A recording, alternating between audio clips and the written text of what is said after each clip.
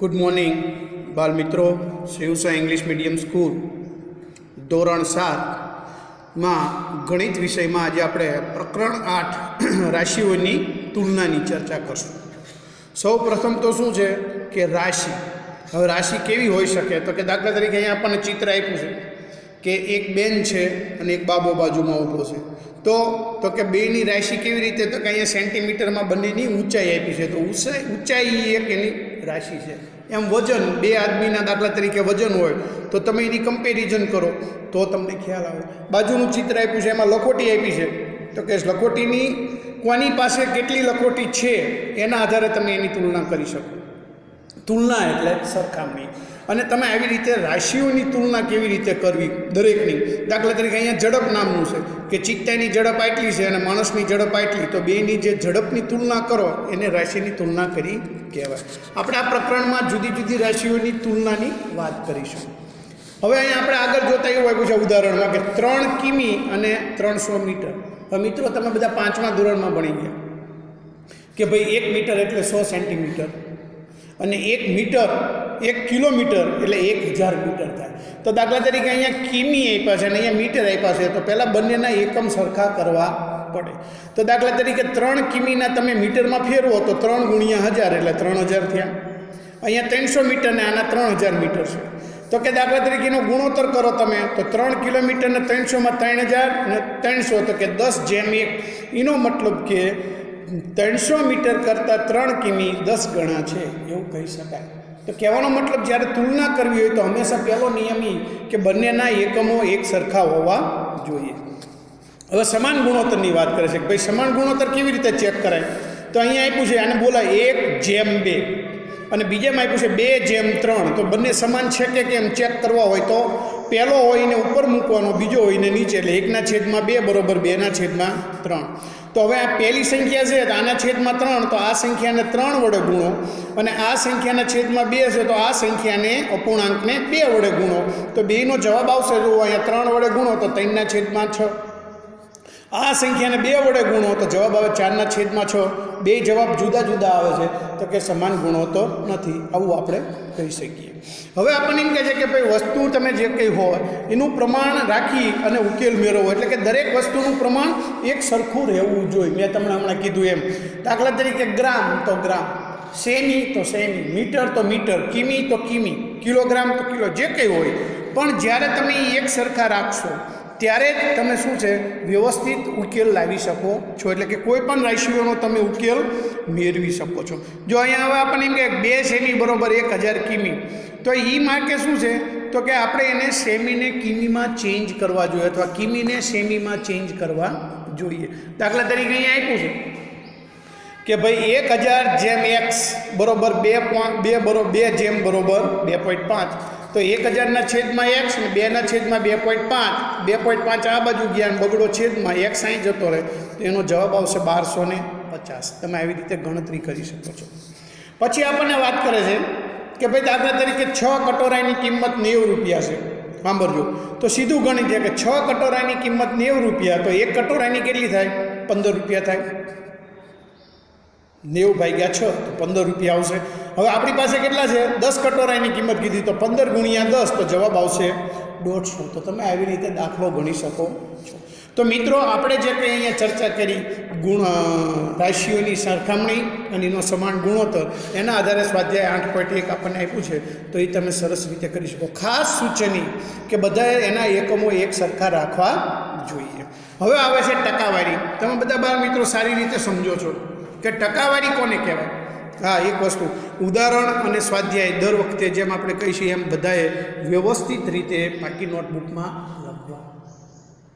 हवे आवे छे टकावारी जे राशिओनी सरखामणी करवानी बीजी रीत एम कहे छे। टकावारी कोने तमे बधा सारी रीते जाणो छो। तमे भणो छो तो तमे कही शकशो कि भाई मारा 6ठा धोरणमां 82% आव्या, कोक एम के 85% आव्या तो तमे सीधी वस्तु समझो कि भाई 82% एटले 100 मांथी 82 गुण एवरेज बधा विषयमां।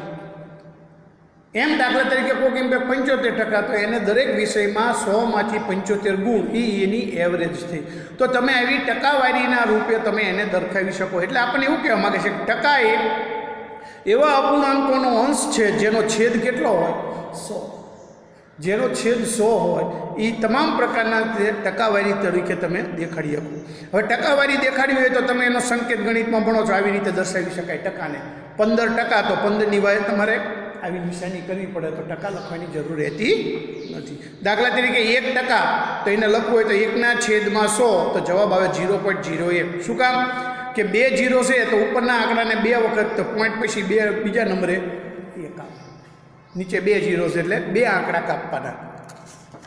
હવે આપણને એવું સમજાવે છે કે મિત્રો તમે આના આધારે જુદી જુદી તમે સંખ્યાઓની ટકાવારી, જો અહીંયા આપ્યું છે 14 તો 14/100 તો 14% કેવી રીતે લખાય એ તમારે અહીંયા કોષ્ટક પૂરું કરો. 26 તો 26/100 તો 26%, 26 એમ તમારે બધું કોષ્ટક પૂરું કરવાનું છે.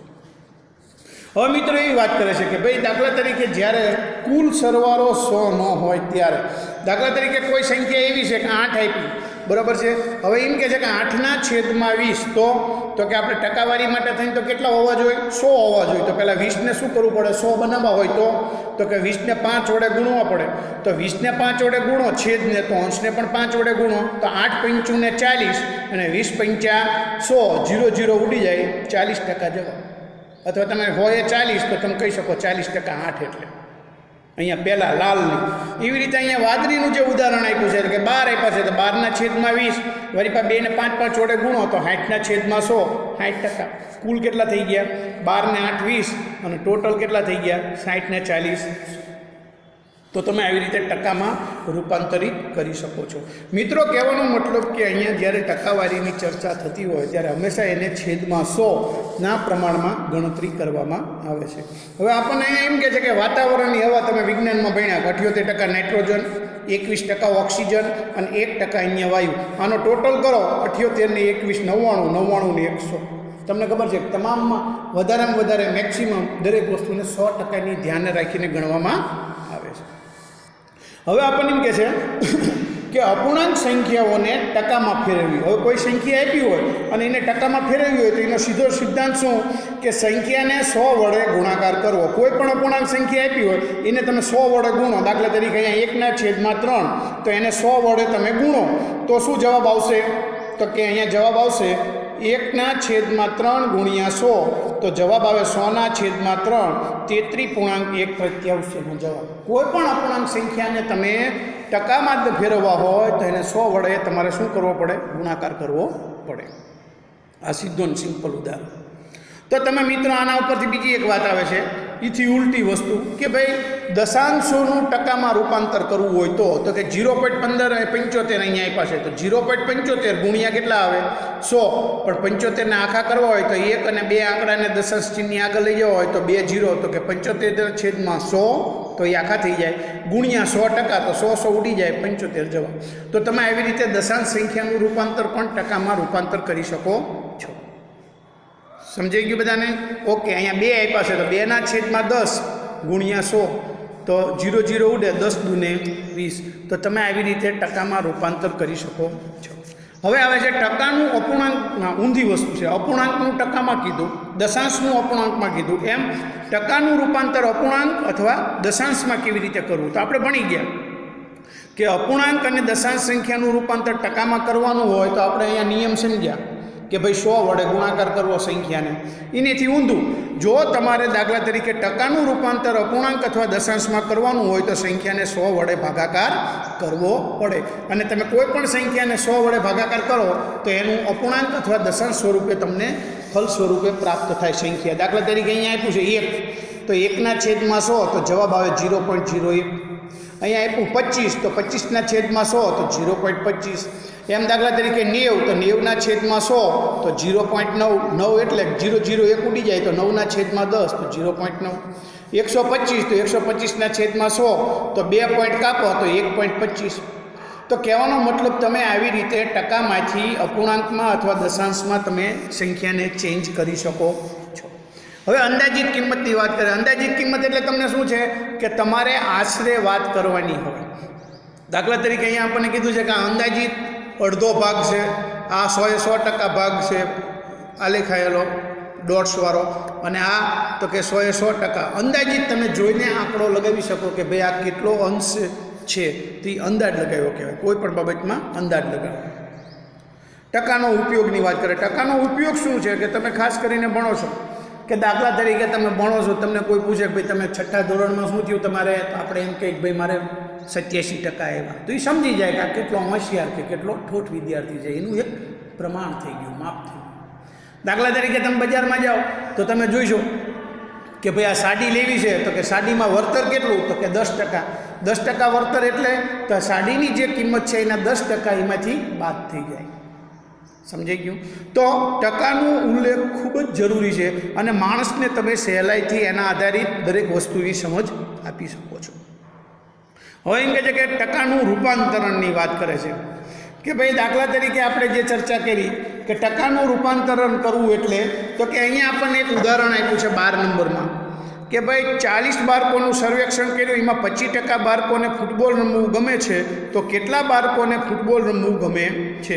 તો 40માંથી 25% બાળકોને ફૂટબોલ રમવું છે, તો ટકામાંથી સંખ્યામાં જવાનું, તો 40 ગુણ્યા 25 છેદમાં 100.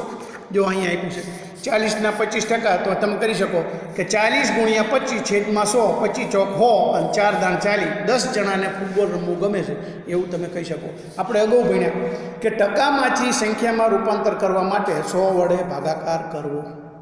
બીજી પદ્ધતિ આપી, પણ આપણે એ જોવાની જરૂર નથી, આપણે આ સહેલાઈથી તમે સમજી શકો એટલા માટેની વાત કરી છે. તો મિત્રો, કહેવાનો મતલબ તમે આવી રીતે વાત કરી શકો. અહીંયા દાખલા તરીકે આપણને હું તમને કોઈક વાત કરી છે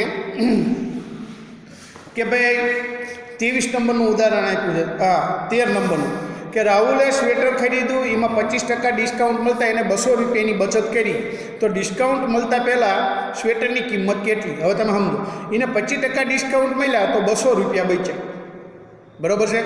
તો 25%ની કિંમત કેટલી થઈ? 200. તો 25 ચોકું હોય તો 4 વડે ગુણો તો 200 ચોક 800. સ્વેટરની કિંમત કેટલી હોય? 800 રૂપિયા. હા, બીજી એક વાત મિત્રો, હવે આ આંકડા જે આવે છે પી એટલે તો કે જેને કહેવાય મુદ્દલ, મૂળ રકમ, એને પી તરીકે દર્શાવવામાં આવે છે. તો તમે આવી રીતે દાખલો ગણી શકો છો. તો મિત્રો, અત્યાર સુધી આપણે ચર્ચા કરી કે ટકામાંથી દશાંશ અપૂર્ણાંકમાં અને દશાંશમાં અથવા અપૂર્ણાંક સંખ્યા અને દશાંશ અપૂર્ણાંકની સંખ્યાને ટકામાં રૂપાંતર કેવી રીતે કરવું, એના આધારિત આપણને સ્વાધ્યાય 8.2માં ચર્ચા કરી છે, જે તમારે અહીંયા સુધી દરેકે શું કરવાનું છે, પાકી નોટબુકમાં ઉદાહરણો અને સ્વાધ્યાય 8.2 કરવાનું છે. ઓકે, તો આપણે નેક્સ્ટ ટાઈમ મળીશું. ગુડ બાય અને આગળ વધીશું. મિત્રો, તમારે હવે પછીની એક્ઝામમાં ચેપ્ટર 8 અને 9 બંને છે, તો તમારે વ્યવસ્થિત મહેનત કરીને પરીક્ષા આપવાની છે. એ પેપરો જ્યારે આપવામાં આવે ત્યારે લખીને નોટબુક સ્કૂલે મોકલવાની છે. Good bye.